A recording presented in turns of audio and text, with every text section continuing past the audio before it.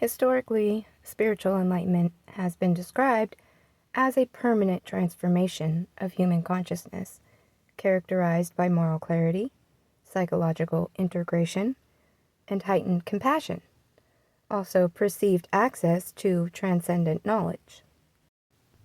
While altered states of consciousness, particularly those induced by psychedelics, have often been conflated with enlightenment.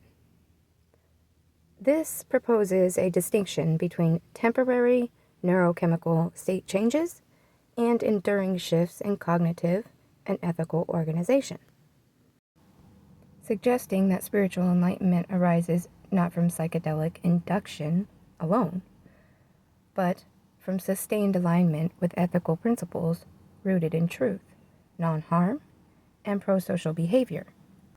Principles codified in moral frameworks such as the Ten Commandments. I propose that enlightenment is a stable reorganization of higher order consciousness contingent upon lived moral integrity rather than mystical experience. Across cultures and historical periods, humanity has sought spiritual enlightenment, variously defined as union with the divine, liberation from suffering, or awakening to a higher truth. Ancient civilizations employed rituals, fasting, meditation, and psychoactive substances in pursuit of this goal. However, contemporary neuroscience distinguishes altered states of consciousness from trait-level transformations in cognition, behavior, and moral reasoning. Spiritual enlightenment is not an experience, but a persistent shift in consciousness, characterized by coherence between cognition, ethics, and behavior.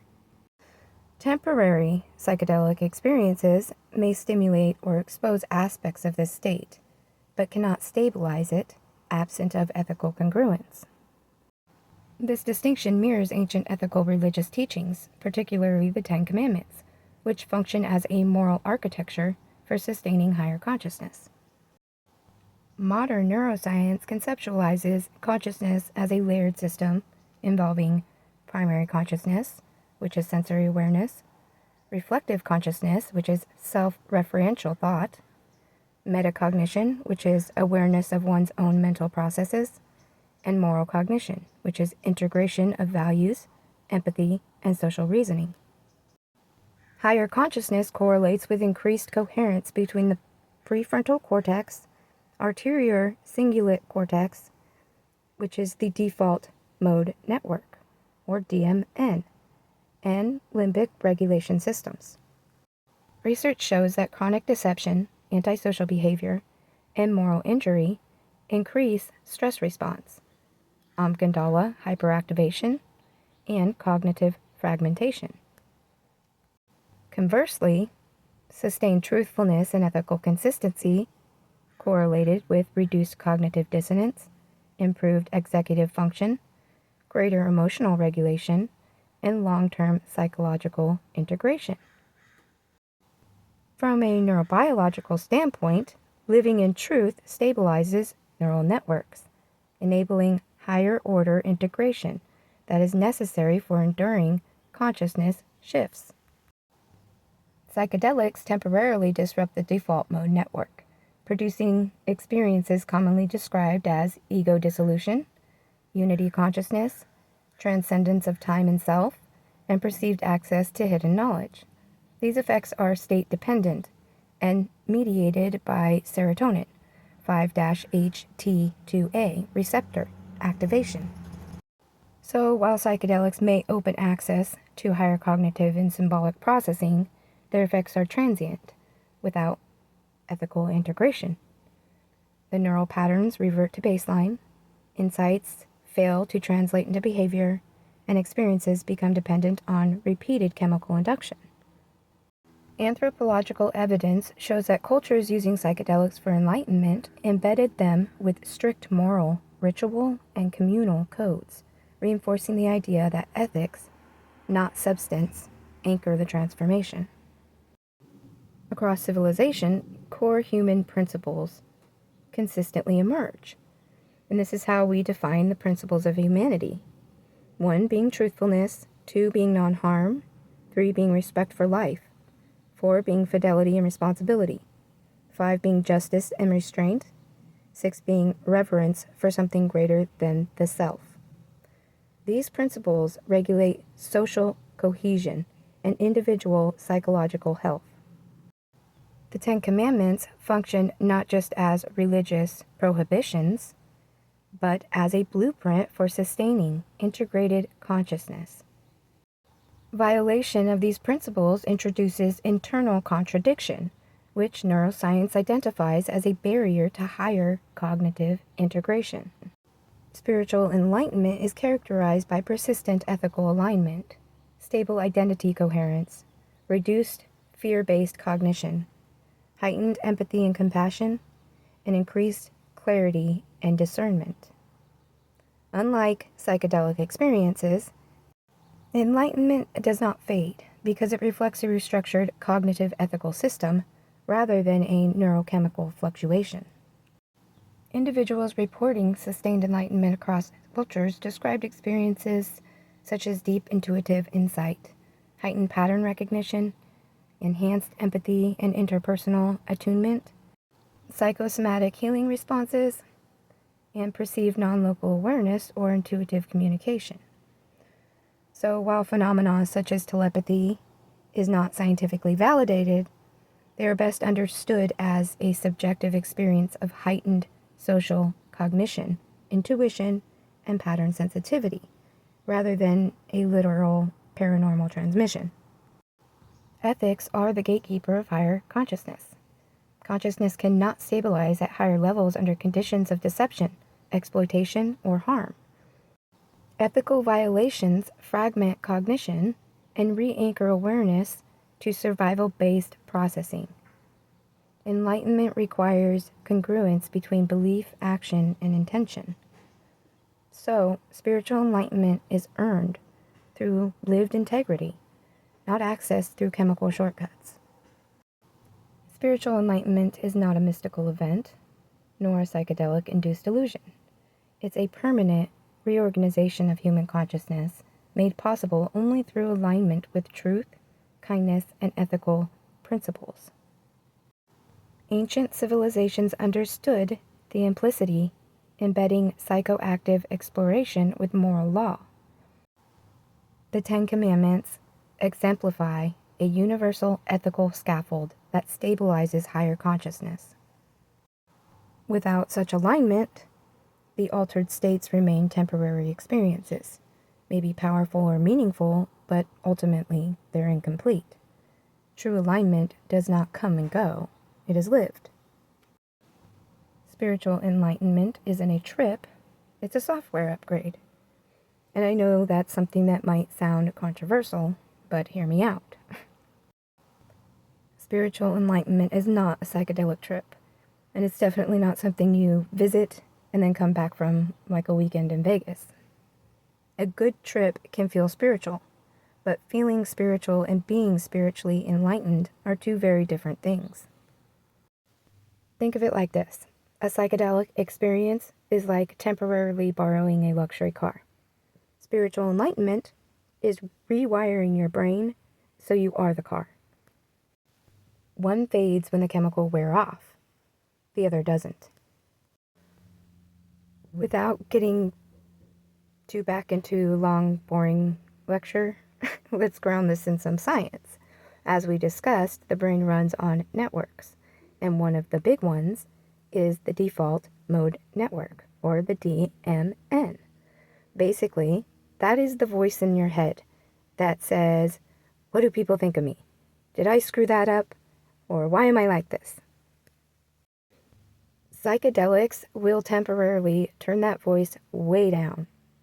That's why people feel ego death, oneness, or God consciousness.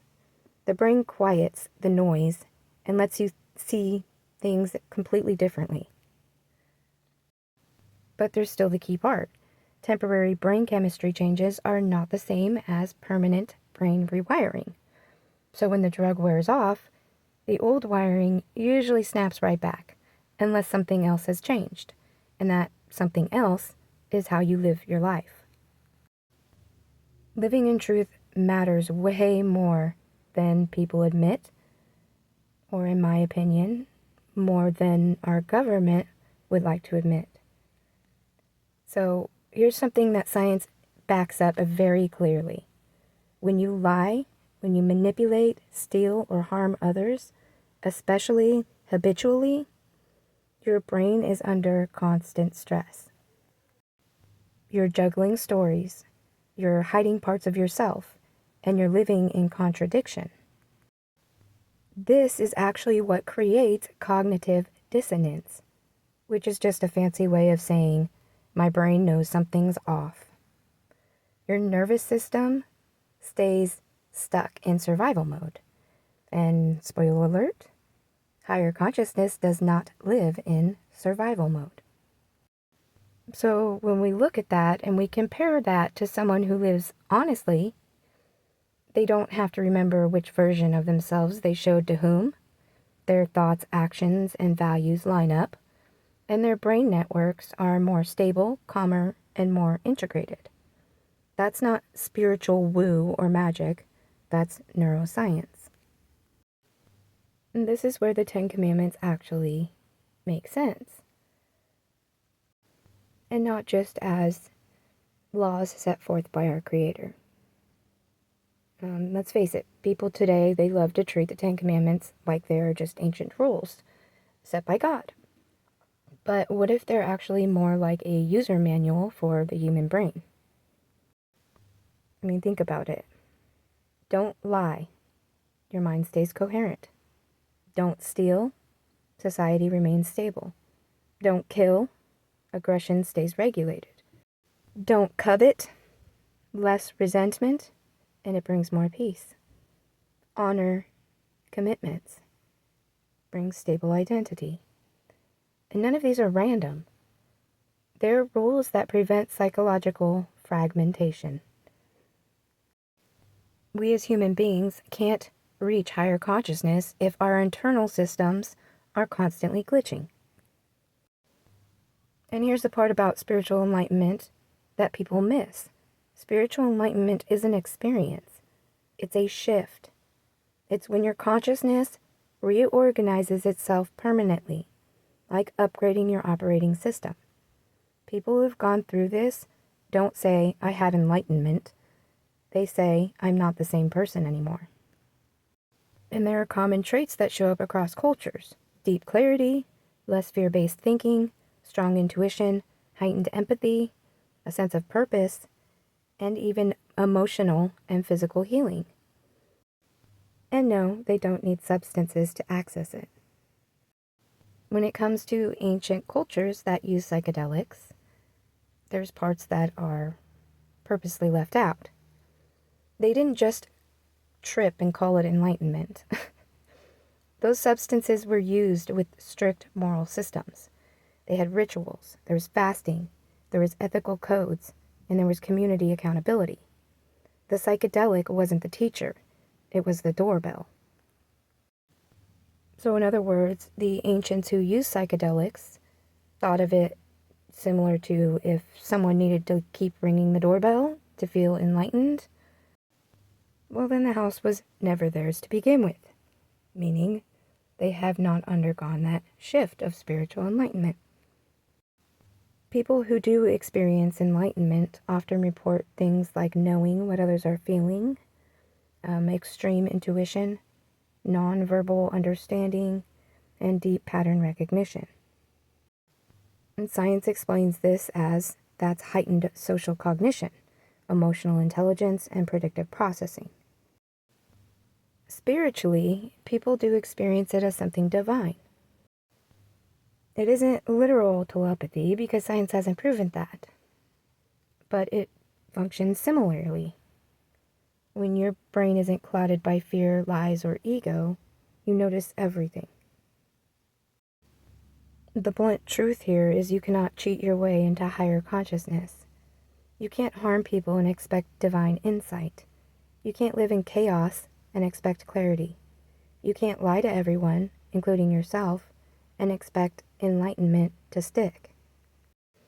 You might have an amazing trip, you might feel awakened for a few days, but if your life doesn't align with truth, kindness, and integrity, your brain will reset. And the part that actually matters the most here is that spiritual enlightenment isn't about escaping humanity. It's about becoming the best version of it. That means living in truth, choosing kindness, reducing harm, and aligning thought, action, and intention. And this isn't just spiritual. It's how the human brain evolves. And once that shift happens, it doesn't go away. You don't come back. You move forward. Before I continue, I want to be clear about something. This is not medical advice, psychological advice, or encouragement to use psychedelics or any substance. Everyone's brain, history, and mental health are different, and altered states of consciousness can be unpredictable and, in some cases, harmful. What I'm sharing here is a perspective based on neuroscience, psychology, historical context, and lived human experience, not a claim of absolute truth or spiritual authority. If you're struggling with mental health or considering any kind of substance use, please seek guidance from qualified medical or mental health professionals. And now we're going to talk about the part that nobody likes to talk about, but it actually really does matter. Not everyone who takes psychedelics has a blissful, loving, I am the universe type experience. Some people have terrifying trips. Like, I'm talking intense fear, feeling hunted or judged, seeing dark figures, demons, or hostile entities, and reliving past harm they've caused or experienced, as well as a crushing sense of guilt, shame, or dread. And no, this isn't random. And it's far from the universe punishing you. It's something much closer to home. It's your own consciousness removing the filters. Psychedelics don't create the content. They remove the mask. So the scientific part is explained very simply. Your everyday mind works like a noise-canceling headset. It filters things out so you can function. Psychedelics temporarily shut that system down. So whatever is already inside you, unresolved guilt, lies, harm that you've caused, suppressed intentions, all of it comes front and center. If someone lives in truth, then there's not much to hide. But if someone lives in contradiction, well, then they meet themselves. I want to be very clear and grounded here. Science does not say people are literally seeing external demons. What science does say is this is the human brain using symbolic imagery to process moral conflict, fear, and shame. So when someone lies regularly, harms others for personal gain, exploits people, lives in chaos or manipulation, and refuses accountability, their subconscious already knows. Psychedelics strip away denial, and the mind says, okay, you don't get to look away anymore. The imagery becomes symbolic confrontation. Demons, shadows, and hellscapes are the mind's language for moral dissonance. This is what facing your shadows actually means, and it's where the phrase actually came from. People love to throw around the phrase shadow work, but they don't understand what it actually looks like. Shadow work is seeing the lies you told yourself. It's feeling the weight of harm you caused. It's experiencing the fear you avoided by hurting others. It's being confronted with intentions you never admitted out loud. That can feel horrifying, not because the substance is evil, but because truth is being forced without consent. And this doesn't happen to everyone who uses psychedelics. Here's the contrast. People who live in truth, kindness, and integrity may still see crazy intense things, but the tone is completely different.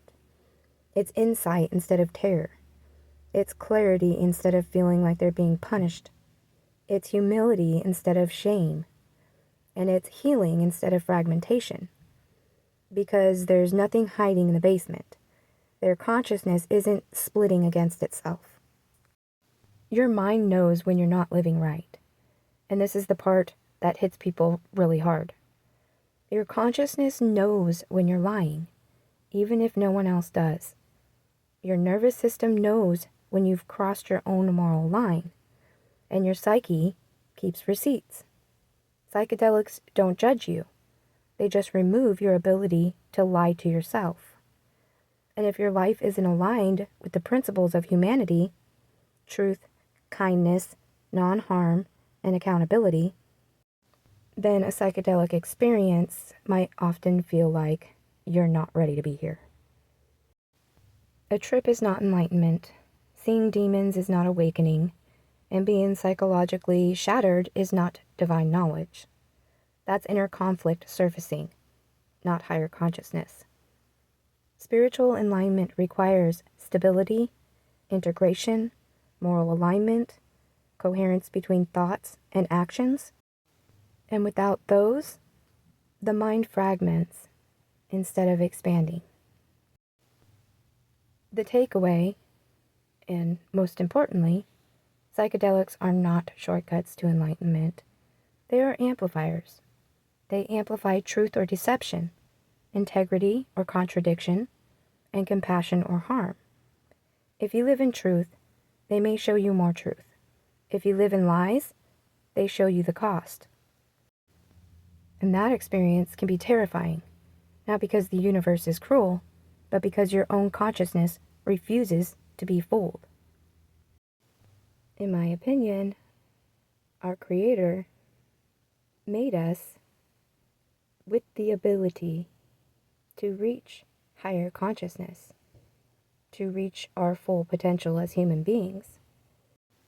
Hypothetically, keeping humanity living in a survival-based state of mind would also prevent humanity from reaching their higher consciousness. And this is what they don't want to tell you. Keeping people in a state of survival-based thinking is nothing more than keeping the mind fragmented. Conflict, fear, and feeling like you have to live your life for only oneself, for survival, causes cognitive dissonance. Cognitive dissonance doesn't allow our minds to expand. Instead, our mind fragments. The principles of humanity go right out the window. And so does your ability to achieve higher consciousness or enlightenment. Never allowing humanity to reach our full potential.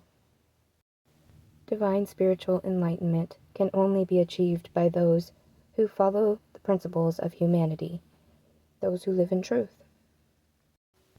Violence, harm to others, conflict, war, manipulation, extortion, all of these things. This is the real reason we as humanity can't reach our full potential. These are all the intentional plays that are being made to create cognitive dissonance, to keep humanity from reaching its full potential. And until humanity figures that out, we won't ever reach our full potential. We will continue to be fragmented and incomplete human beings. Our Creator has already laid out the structure for achieving our full potential as human beings, our full purpose. It's up to us to choose it.